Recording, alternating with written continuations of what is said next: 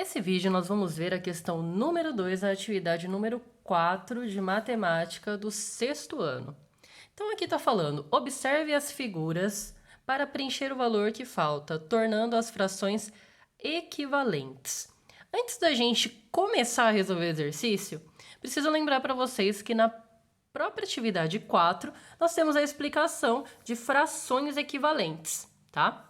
Mas antes disso, eu vou relembrar com vocês o que é uma fração equivalente. Frações equivalentes são frações que representam a mesma parte do todo. Ou seja, podemos dividir em quantas partes for necessário, mas ela sempre vai representar o mesmo. Como assim? Vamos numericamente mostrar as frações equivalentes e depois a gente volta nos desenhos. Frações equivalentes. Temos aqui 3 sextos é igual a 1 meio. Sim, quando as frações são equivalentes, dizemos que elas são iguais. Iguais em qual sentido? Se a gente realizar a divisão, as mesmas terão o mesmo resultado. 3 sobre 6 é igual a 1 sobre 2. Então, se eu pegar qualquer coisa, dividir em 6 partes iguais e pintar, tomar, analisar 3 partes, vai ser a mesma coisa de eu pegar essa mesma coisa, dividir em 2 partes e analisar ou pintar apenas uma, tá? E como que a gente descobre isso sem precisar desenhar ou observar um objeto? Nós podemos fazer isso através de operações matemáticas. Aqui nós temos as mesmas frações que eu já tinha apresentado. 3 sextos igual 1 sobre 2. E a gente percebe que dividimos o 3 por 3 para obtermos o 1. E o 6 dividimos por 3 para obtermos o 2. Então, sempre que eu dividir o número de baixo e o número de cima para chegar em uma fração, ela é equivalente. Mas detalhe, eu tenho que dividir o 3 por um número que eu ainda vou ter um número inteiro. O que é um número inteiro?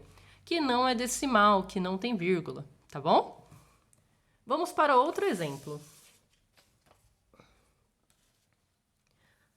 2 quartos é equivalente a 4 oitavos. Por quê? Se eu multiplicar o 2 por 2, eu obtenho o numerador 4.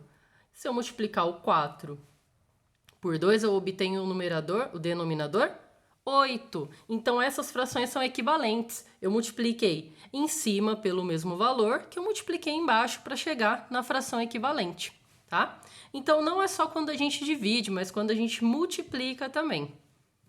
E daí nós temos um exemplo de frações que não são equivalentes. Por quê? 1 vezes quanto que dá 3?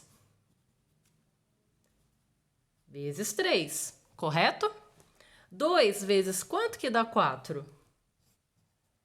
Vezes 2. Então, percebam que para eu chegar nessa segunda fração, eu multipliquei o de cima por 3 e o de baixo por 2.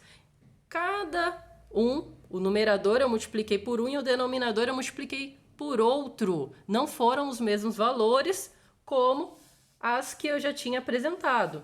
Então, essas frações não são equivalentes, tá? Não são equivalentes.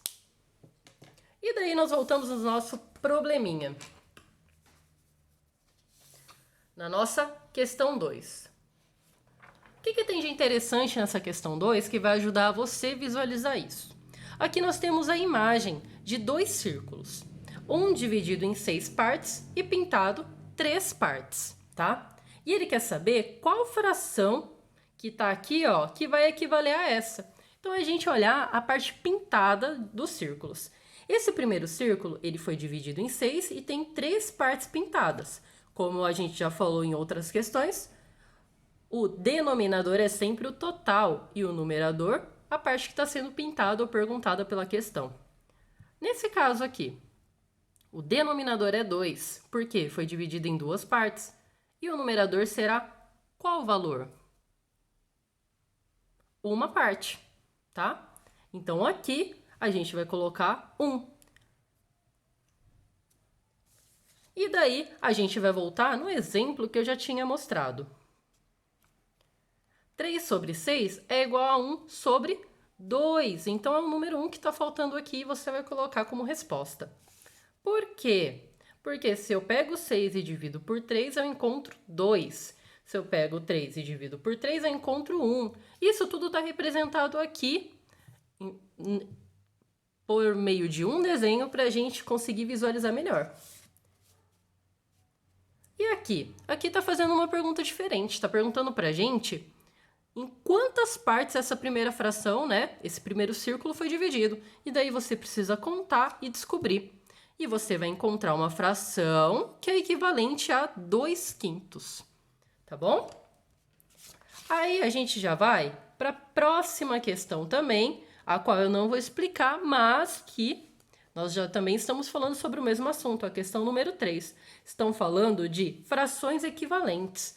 Então aqui, ó, 1 sobre 10 é igual a 2 sobre 20, que é igual a 3 sobre qual número?